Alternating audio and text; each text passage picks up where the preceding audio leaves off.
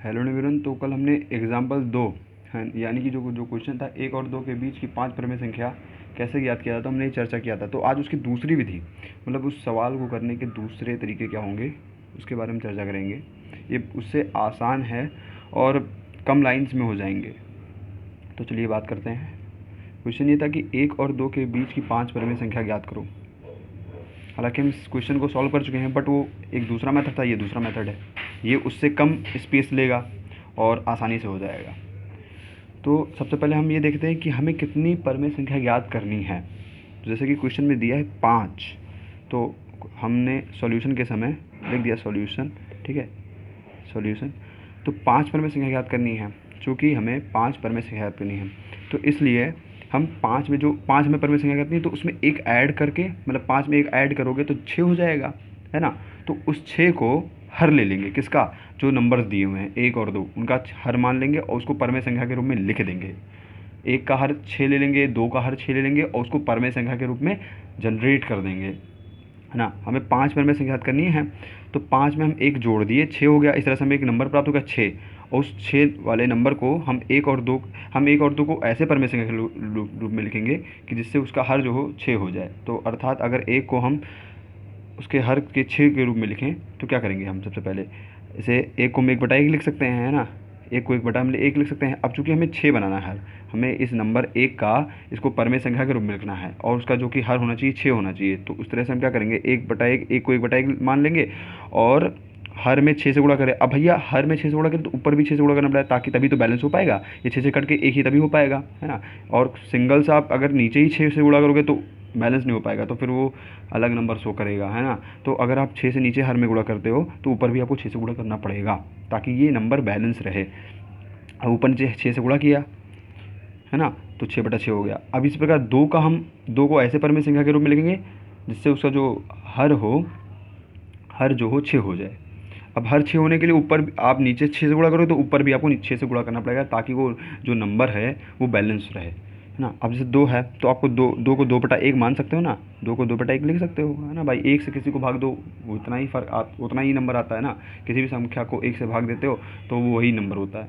तो अब हमें 2/1 हमने 2 को लिख लिया, और चूंकि हमें इसका हर 6 बनाना है तो 1 में 6 से गुणा कर दिया, तभी हर 6 हो पाएगा। अब जब नीचे 6 से गुणा किया तो ऊपर भी 6 से गुणा करना पड़ेगा, ताकि बैलेंस रहे नंबर। तो अब क्या हो जाएगा, 2 छक 12 और 6 कम 6 यानी 12/6 हो गया। अब जो हम क्या करना चाह रहे थे, जो हम नंबर था ना उसको हमने परिमेय संख्या के रूप में लिया। चूँकि हमें परिमेय संख्या याद करनी थी, दोनों नंबर्स के बीच की परिमेय संख्या याद करनी थी, तो इसीलिए हमने उन दोनों नंबर को परिमेय संख्या के रूप में जनरेट कर दिया। और ऐसा जनरेट किया ताकि दोनों के जो हर हों वो सेम हों, है ना।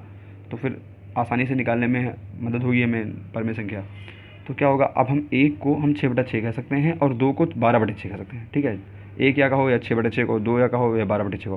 तो हमें अब सीधा समझना ये हो गया कि 6/6 और 12/6 के बीच में परिमेय संख्याएं जो हो जाएंगी, क्या होगा। अब भैया देखो 6/6 है तो अगला नंबर 7/6, फिर 8/6, 9/6, 10/6 और 11/6, और उसके बाद में 12/6। मतलब इन दोनों नंबर्स के बीच में जो नंबर्स क्या होंगी, ये तो होंगी 6 के बाद 7। अब देखो हर सबके सेम होने चाहिए, और जो उसके बाद में ऊपर वाला जो अंश है उसमें एक एक जोड़ते चले जाओ, उसके बीच की नंबर पता चल जाएगी ना।